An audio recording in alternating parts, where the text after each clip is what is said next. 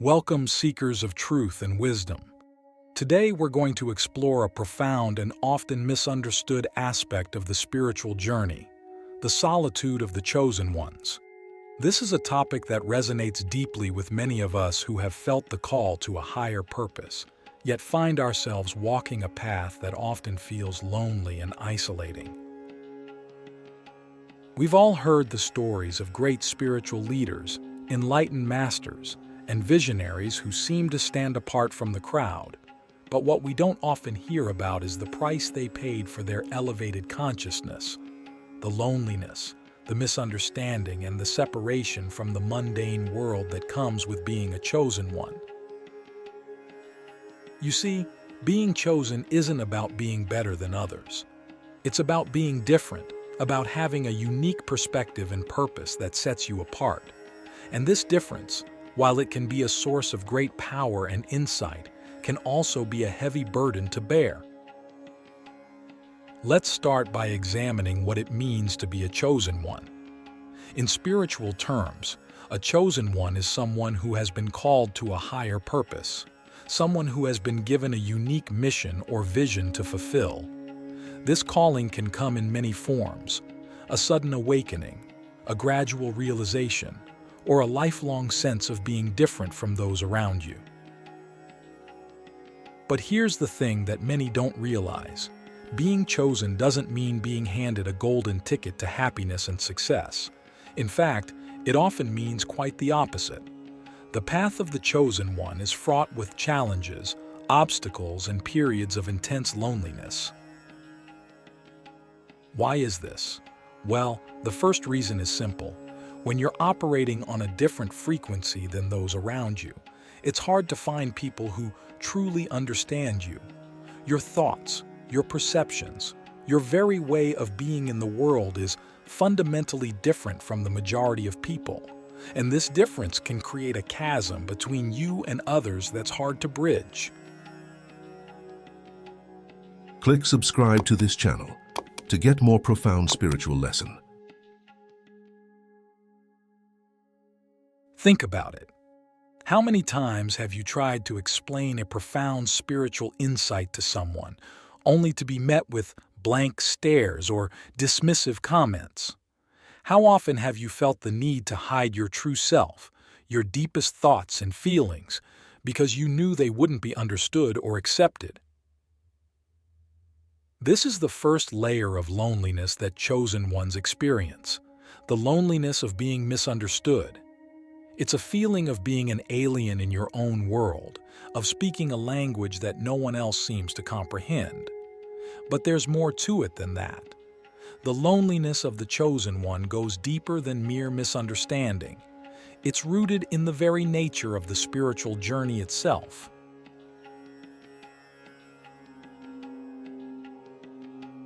You see, the path to higher consciousness is, by its very nature, a solitary one. No matter how many teachers we have, no matter how many fellow seekers we connect with, the journey into the depths of our own being is one we must ultimately take alone. This is because true spiritual growth requires us to face our deepest fears, our most painful wounds, and our most cherished illusions. It requires us to strip away everything we thought we knew about ourselves and the world, to die to our old selves so that we can be reborn into something greater. And this process, my friends, is not something that can be done in a crowd. It requires solitude, silence, and a willingness to sit with our own discomfort without distraction or escape.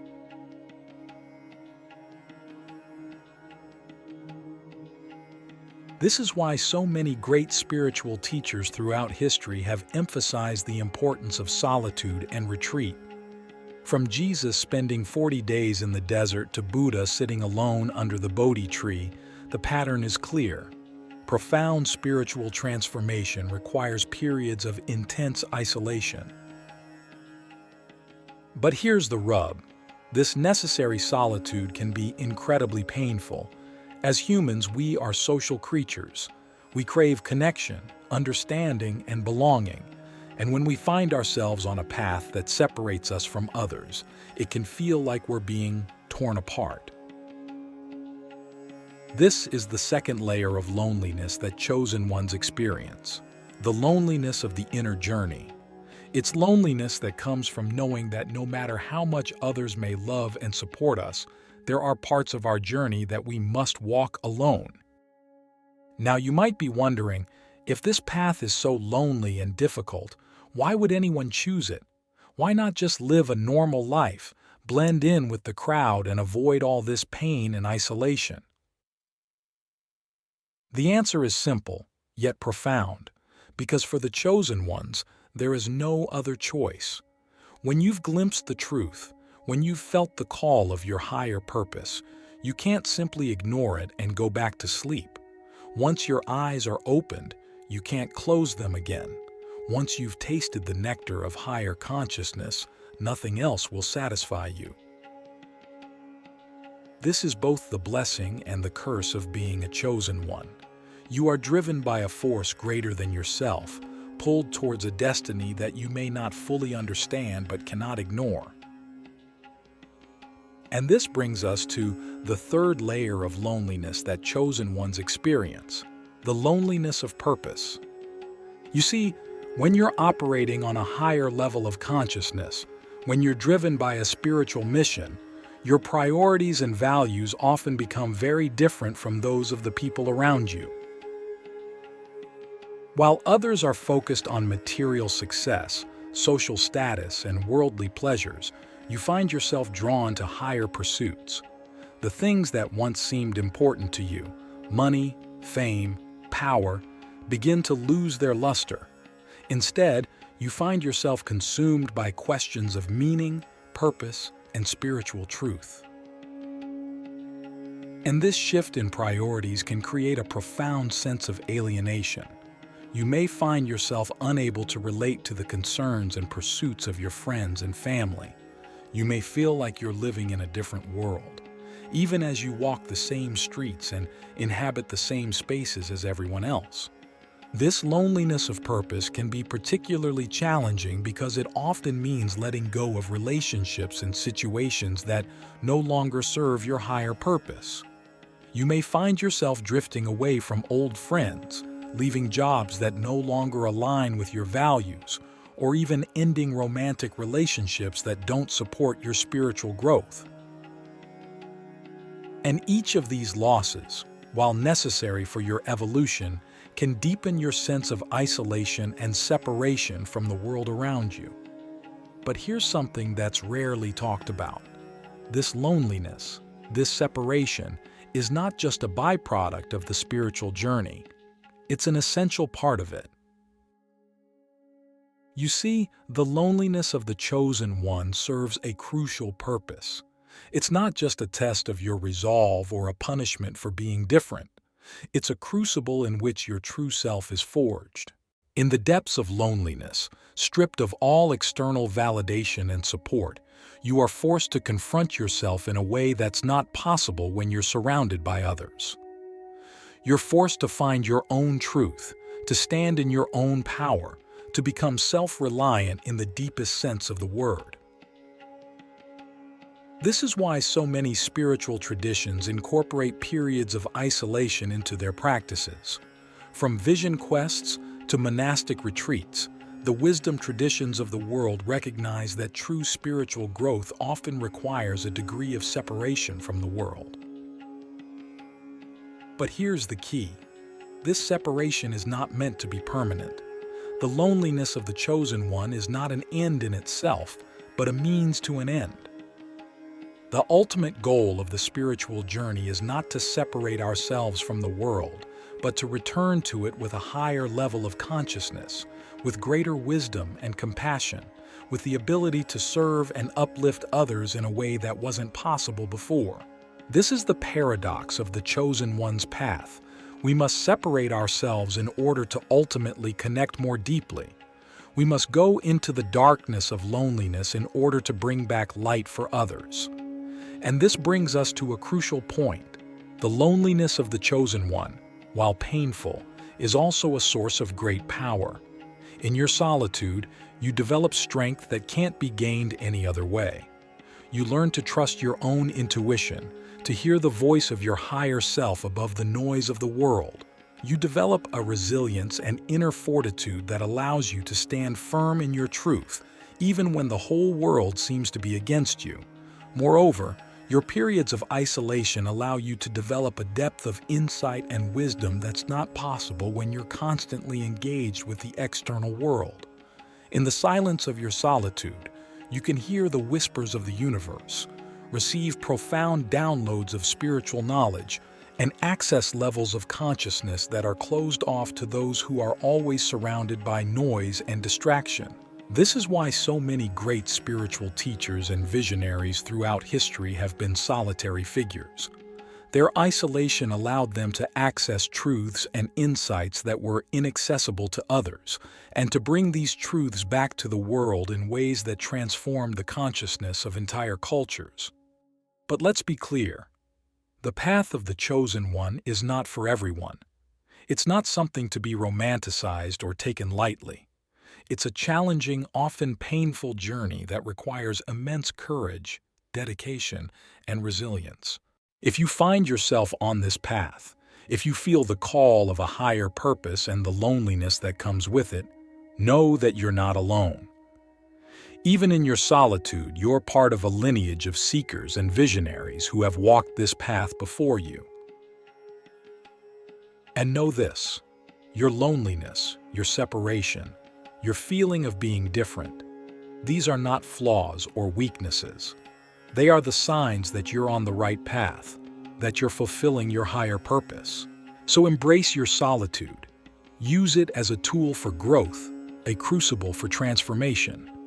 Let it strip away everything that's not truly you until all that's left is your authentic self, your higher purpose, your true calling.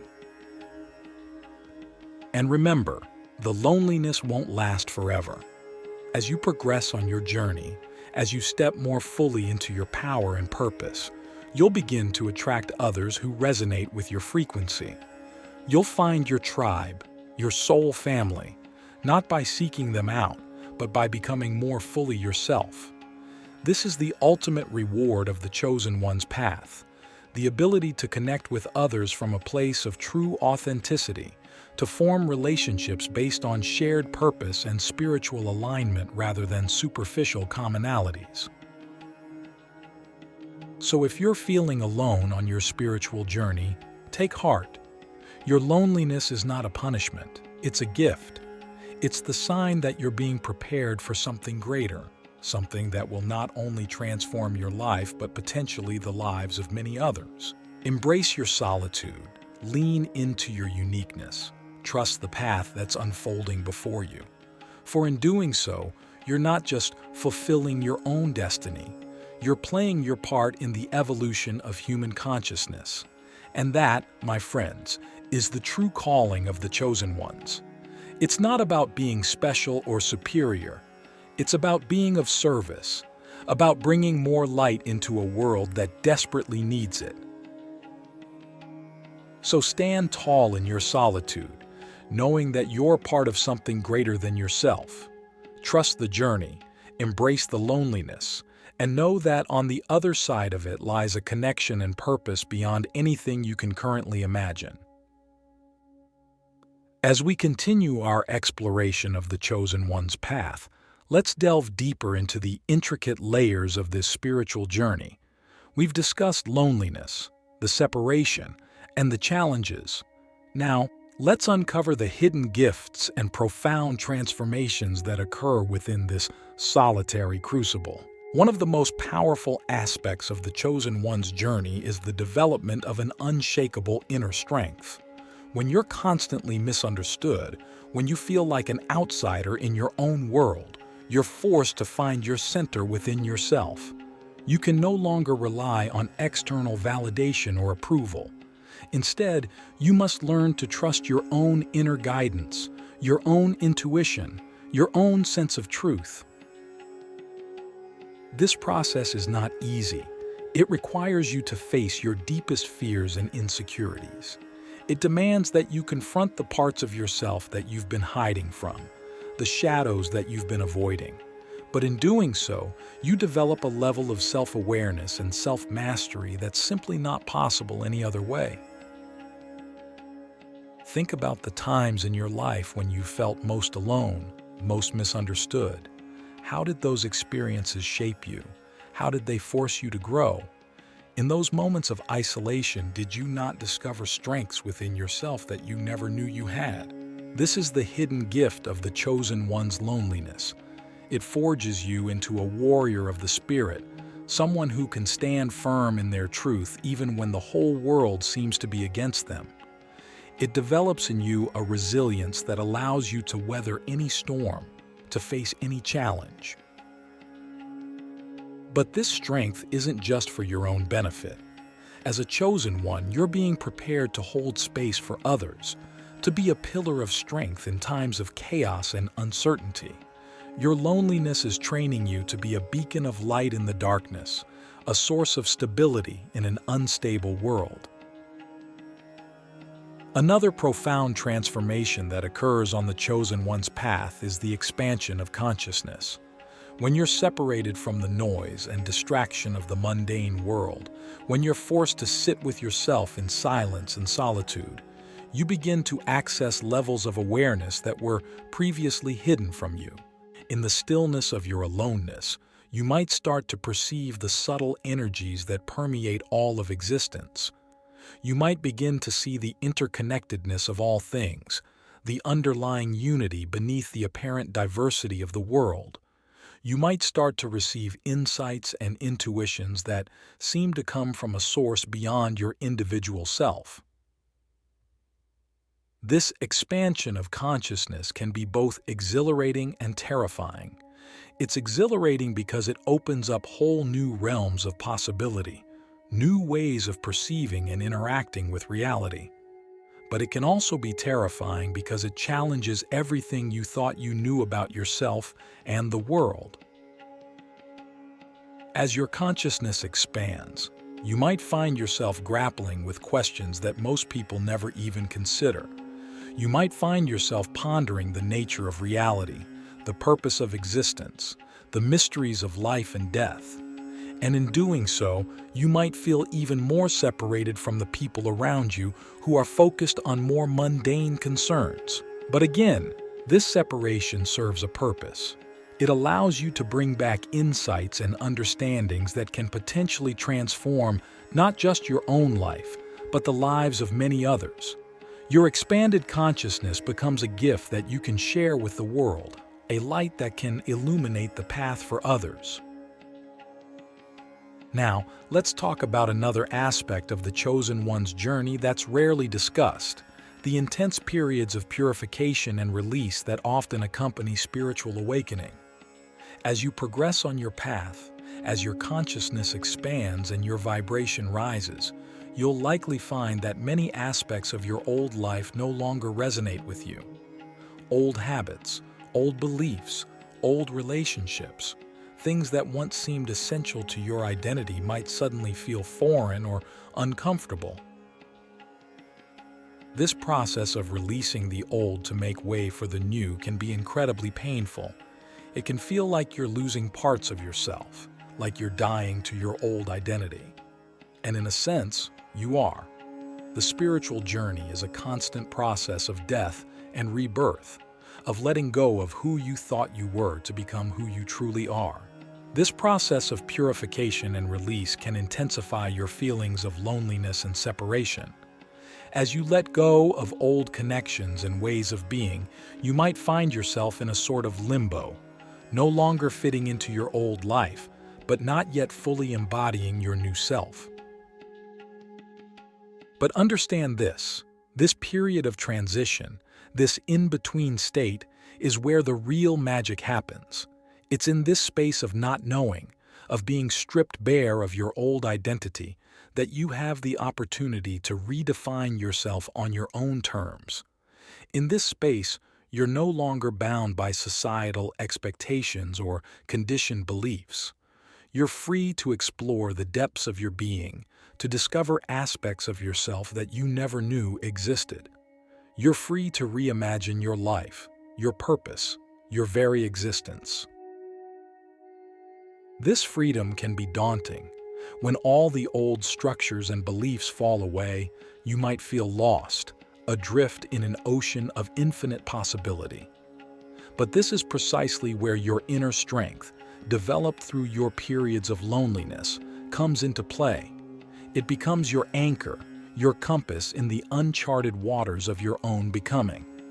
Now, let's address a question that many chosen ones grapple with. Why me? Why was I chosen for this path? The truth is, you weren't chosen because you're special or better than others. You were chosen because you have the capacity to handle the challenges of this path, because you have something unique to offer the world. Being chosen isn't about being elevated above others. It's about being willing to do the work, to face the darkness within yourself and the world, to carry the light even when it feels too heavy. You were chosen because somewhere deep within you, you made a choice. Perhaps it was a choice made before you were even born into this life. Perhaps it was a choice made in a moment of profound awakening. But somewhere, somehow, you chose this path. You chose to be a way shower, a light bearer, a catalyst for change. And with that choice comes great responsibility. The gifts you receive on this path, the expanded consciousness, the inner strength, the profound insights, these aren't just for you. They're meant to be shared, to be used in service of the greater good. This is perhaps the most challenging aspect of being a chosen one, learning to balance your need for solitude and inner growth with your responsibility to the world. It's about finding the delicate equilibrium between retreating into your inner sanctuary and stepping out into the world to share your light. Many chosen ones struggle with this balance. It can be tempting to remain in isolation, to bask in the peace and clarity of your solitude. The world, with all its chaos and confusion, can seem overwhelming, even hostile to your heightened sensitivities. But remember, you didn't come here to hide your light. You came here to shine brightly, to illuminate the path for others, to be a catalyst for transformation in a world that desperately needs it. This doesn't mean you need to become a public figure or a famous spiritual teacher. Your service might be quieter, more subtle. It might be in the way you interact with others, the energy you bring to your daily life, the choices you make that ripple out into the world in ways you may never fully see or understand. The key is to trust that your presence, your energy, your very being has an impact. Trust that by doing your inner work, by walking your path with integrity and authenticity, you're contributing to the evolution of consciousness in ways that go far beyond what you can perceive with your physical senses. As we near the end of this part of our exploration, I want to address something that many chosen ones struggle with: the feeling of being perpetually misunderstood. When you're operating at a different frequency, when you're seeing and experiencing things that others can't perceive, it's natural to feel misunderstood. You might find yourself struggling to communicate your experiences, your insights, your very way of being in the world. This can lead to a deep sense of frustration, even anger. You might feel like shouting, "Why can't you see what I see? Why can't you understand?"